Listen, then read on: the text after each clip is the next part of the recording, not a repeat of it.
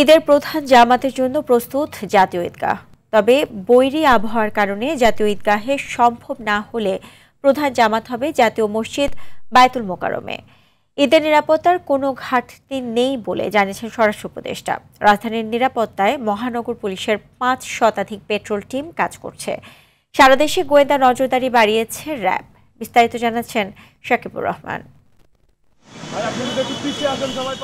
রাত পোহালেই কুরবানির ঈদ। ঈদের প্রধান জামাতের জন্য প্রস্তুত জাতীয় ঈদগাহ। প্রধান জামাত অনুষ্ঠিত হবে সকাল 7:30টায়, আর জাতীয় মসজিদ বায়তুল মোকাররমে সকাল 7টায় শুরু হয়ে বেলা 12টা পর্যন্ত চলবে ঈদের জামাত।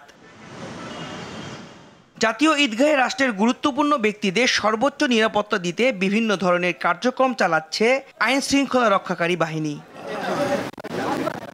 সকালে জাতীয় ঈদগার প্রস্তুতি ঘুরে দেখেন ডিএমপি কমিশনার। বলেন, রাজধানীর নিরাপত্তায় দিনে রাতে কাজ করবে পেট্রোল টিম। রাতের দিনে 500 পেট্রোল টিম থাকে, দিনে 250, রাত্রে 250 মোটর বাইক, গাড়ি, ফুড পেট্রোল থাকে। আমরা সবাইকে সজাগ করছি।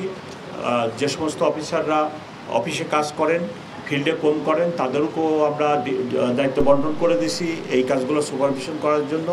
ইনশাল্লাহ অসুবিধা হবে না। রাজধানী সহ সারা দেশের নিরাপত্তায় গোয়েন্দা নজরদারি ও টহল জোরদারের কথা জানিয়েছে র্যাব। সার্বিক নিরাপত্তা নিশ্চিত করতে র্যাব দেশব্যাপী গোয়েন্দা নজরদারি বৃদ্ধি করেছে। অ্যাকশনের মাধ্যমে সারা দেশে একটা মেসেজ যাচ্ছে যে যারা এই ধরনের অপকর্মের সাথে জড়িত তাদেরকে কোনোভাবেই ছাড় দেওয়া হবে না। দেশে ঈদে নিরাপত্তাহীনতা নিয়ে আশঙ্কা নেই, শতভাগ আত্মবিশ্বাসী স্বরাষ্ট্র উপদেষ্টা। অলি গলি সব জায়গায় কভার করা হচ্ছে এবং এই ক্ষেত্রে আমি আপনাদেরও সহযোগিতা কামনা করব।